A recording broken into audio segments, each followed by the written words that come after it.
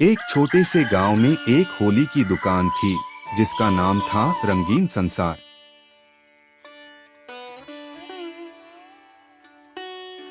इस दुकान के मालिक थे रमेश भाई, जो गांव के सबसे ईमानदार और सच्चे आदमी के रूप में प्रसिद्ध थे।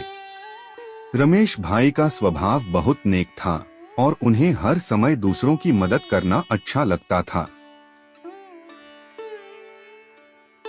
उनकी दुकान में होली के रंग, पिचकारियां और तमाम अन्य होली के सामान मिलते थे।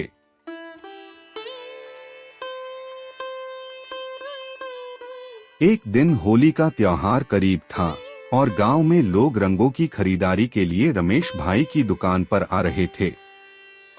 रमेश भाई ने अपनी दुकान को अच्छे से सजाया था और हर चीज को साफ सुथरा रखा था।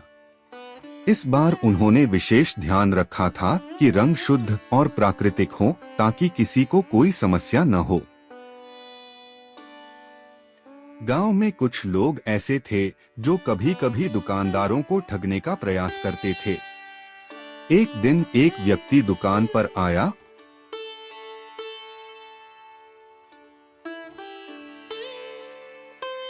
और रमेश भाई से कहा, आपके रंग तो बहुत महंगे हैं, क्या कोई तरीका है जिससे थोड़ा सस्ता मिल जाए? रमेश भाई मुस्कुराए और बोले, भाई मैं आपको सस्ता तो नहीं दे सकता, लेकिन मैं आपको इतना भरोसा दिला सकता हूँ कि मेरे रंग शुद्ध और सुरक्षित हैं।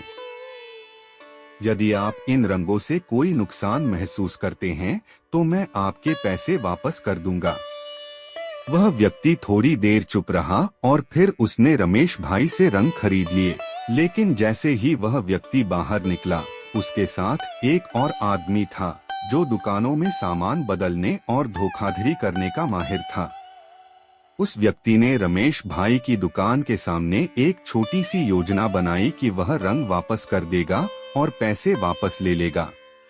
दूसरे दिन वह आदमी रमेश भाई के पास आया और बोला, ये रंग तो बहुत खराब हैं, मेरी त्वचा को नुकसान हो गया, मैं चाहता हूं कि आप मुझे पैसे वापस करें। रमेश भाई ने बिना किसी घबराहट के उसकी बात सुनी और कहा, आपने जो रंग खरीदे थे वह शुद्ध और प्राकृतिक थे। अगर आपको कोई समस्या हुई है तो मुझे बताइए, मैं आपके लिए रंग की गुणवत्ता की गारंटी देता हूं, लेकिन अगर आप ठगे जाने का प्रयास कर रहे हैं तो मैं इसका सामना करूंगा।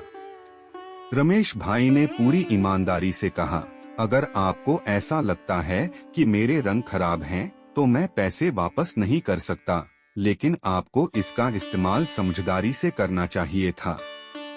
मैं आपको कुछ टिप्स दे सकता हूं कि कैसे इन रंगों को सुरक्षित तरीके से इस्तेमाल किया जाए।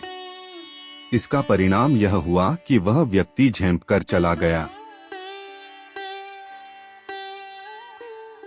और रमेश भाई की ईमानदारी की तारीफ पूरे गांव में होने लगी। लोग कहते थे कि रमेश भाई की दुकान पर आना सिर्फ सामान खरीदने के लिए नहीं, बल्कि एक सच्चे और ईमानदार इंसान से मिलने के लिए भी एक अच्छा अनुभव था।